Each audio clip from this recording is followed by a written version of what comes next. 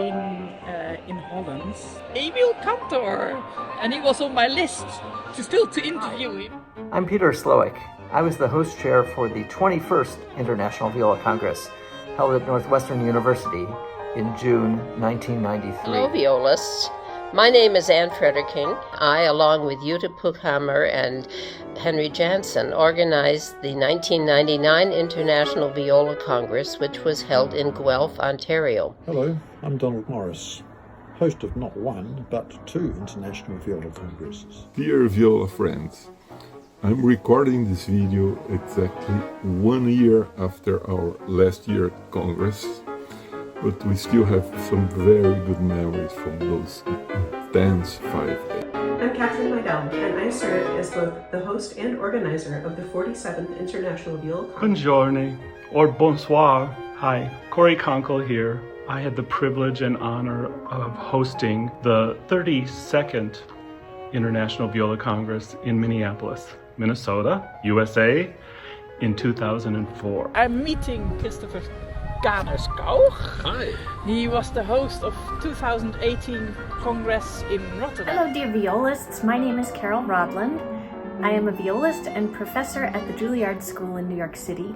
And in 2012, when I was teaching at the Eastman School of Music in Rochester, New York, I had the great privilege of co-hosting the 40th International Viola Congress, together with my wonderful colleagues George Taylor and Philip Ying. There we find Ludwig Hamper. I was a long time ago host in Kronberg of a congress in 2003. I am Jutta Puchhammer, the president of the International Viola Society. The International Viola Society is an international community that works to share, support and celebrate the viola. Founded in 1968 by Franz Zeiringer as the Viola Forschungsgesellschaft, it began as a small circle of researchers, performers and enthusiasts eager to share knowledge across the borders. One of its driving forces was Professor Dr. Wolfgang Zawodny, a chemist by profession but a passionate advocate for the viola research. Through his vision and dedication, the very first International Viola Congresses were born. From those early gatherings grew the IVS we know today, an open international community where inspiration, collaboration and curiosity thrive. Every congress, in every country, adds a new chapter to this shared story. This is the beginning, the power of violists who took the effort to organize viola congresses around the world, bringing people together and helping to shape the congresses. The history of a congress is written not only in programs and performances, but in the people who shapes them. Let's pass the word to some of our former hosts. They know better than anyone what it takes to organize a congress. My role was the business end, the communications, advertising, looking after registrations, arranging for dormitory rooms for the participants, and looking after the finances. Meaning when I say creative, if anyone was at my Congress, if you remember the wonderful banquet, the entertainment was by the 4 violas from Oregon. But do you remember what everything was called? I have the list here. And it's been really fun going through the Congress, my Congress book, just to see who played and what was there. But remember some of these? There was Bartok baked brie, Vardy vegetarian sausage, Primrose pot roast with Hindemith horseradish sauce, Turtis taters, Vamos vegetable sauté, Telemann triple chocolate tort, and Kashkashian crepes.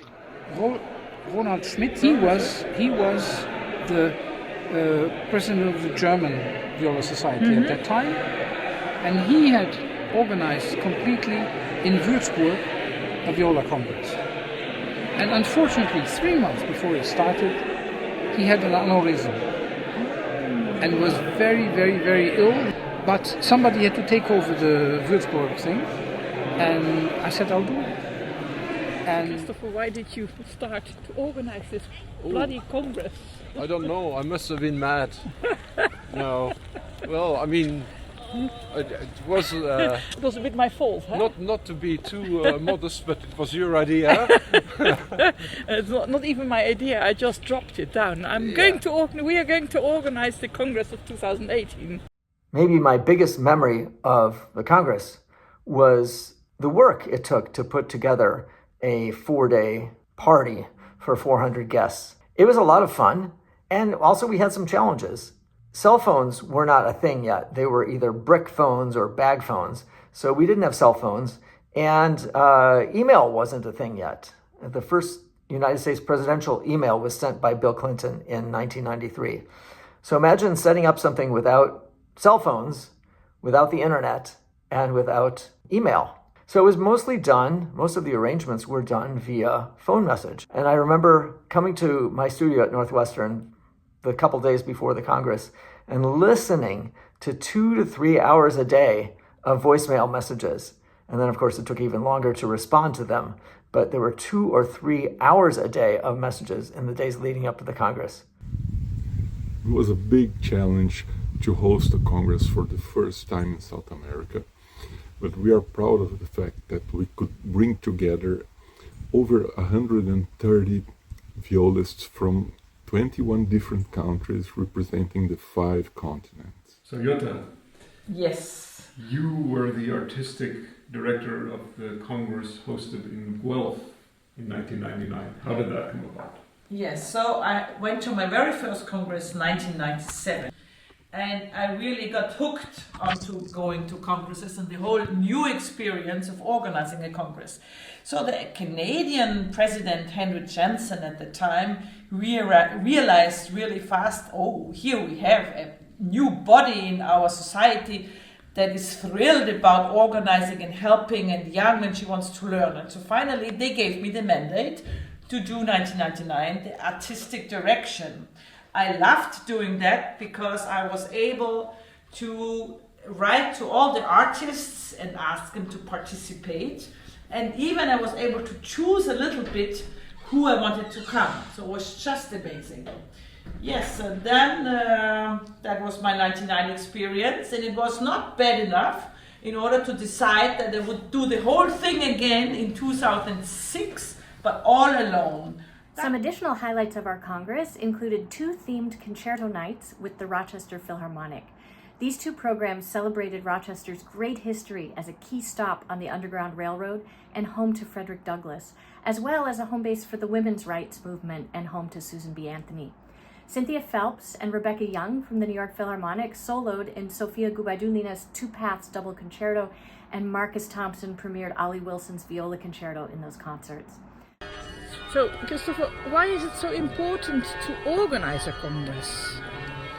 Well, I mean, it doesn't just happen spontaneously, but I mean, the first reason is, of course, that it's a fantastic party, and we just desperately need to have one every year. Yeah. And once you accept that, someone has to do it. So, we had enough people and ideas to start, and I think, I mean, the response you get in the end is, of course, overwhelming. Everybody loves being at these congresses, and they go away totally happy and full of good memories, and that makes it worth it for us to organize such a thing. My festival in Congress was the first large-scale gathering of violists after the pandemic, and hundreds of violists and viola lovers converged in the Fountain City, Columbus, Georgia, USA, in June 2022 for the 2022 American Viola Society Festival and 47th International Viola Congress. Well, I think the congresses are always important because we get the chance to meet people either we love and adore, like Tabea Zimmermann or Kim Kashkashian and so on, or Nobuko Imai. Timothy Ridout, the newer generation. Yes, and Ridout is wonderful. I was in the jury when he got the prize. Yeah. Lawrence is also a good friend. Yeah, so all those guys are really, really nice to meet, to stay in contact, help each other. I mean, as an old guy, I have lots of repertory they don't know necessarily. Yeah. Yeah. So when I met Lawrence last time, I could tell him what there is and his encores that he didn't know and so on. Timothy is absolutely the most wonderful musician and violist I can imagine.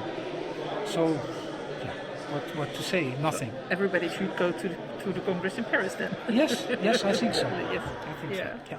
Especially. There were two highlights that I think, judging from the audience reaction, should be mentioned. And the first was a concert by Kim Kashkashian and Walter Trampler, each playing sonatas that had not previously been heard. And these were sonatas by Hindemith that were not published. And it was done for a private audience of violists, members only. And people, I think, were very enthusiastic about hearing these pieces for the first time. So we are now in the Hofplein Theatre, and I think for a lot of people who went to the Rotterdam Congress, it will be very recognizable with the nice glass art in it, and the room where we had our coffees and the bars and like that. From the second Congress, the highlight for me was having Anna Serova come and premiere her work written by Roberto Molinelli, which ended in her dancing the tango on stage, also backed by the New Zealand Symphony Orchestra. So I invited for the Congress a special guest, Garth, and it was incredible. He did a recital with Sciarrino and many other modern things. You still can remember, it's now 2025. Yes. So it's 22 years ago, and you still remember it like the day of yesterday? I remember everything. Garth was staying there, and he told us, you will hear a piece of music, and the notes are so close together, so very fast, that it's not only sound, it will produce energy, and this energy you will see in little light points around my viola and around me. And then he played Sciarrino, and it was, I think everybody of us saw those little lights, including Kim Kashkashian, who was sitting beside me, and she was completely impressed, said, never heard something like that.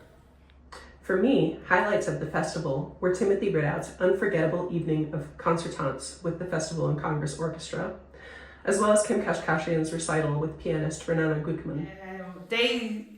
A whole day dedicated to French, to the French our delegates, and with Antoine Damisty, who came with his father, for example, and played one of his pieces, and he played the Goethe Capriccio, which was like the first time it was heard, I think, and it was like a wow moment. So the next generation of viola players, students from all over the world, had been invited to play in master classes. This part of the program of International Viola Congresses is truly a very important one. And especially the young generation could learn a lot from the older generation of history, No, it's just there is an experience there that everyone can use. Yeah. And all the good people are always extremely open and communicative. Yes. There is no way that anyone who is good wants to make it a secret. And that's really nice. It's good. There's nothing like being exposed to other masters of the instrument and other students as well, and composers and scholars. And I think that exchange has improved the teaching and improved opportunities for career advancement on viola. The Eastman School of Music and the Greater Rochester community really stepped up and helped us to pull out all the stops for this amazing event. Eastman donated their incredible facilities, including all 3 of their gorgeous concert halls, as well as huge logistical support.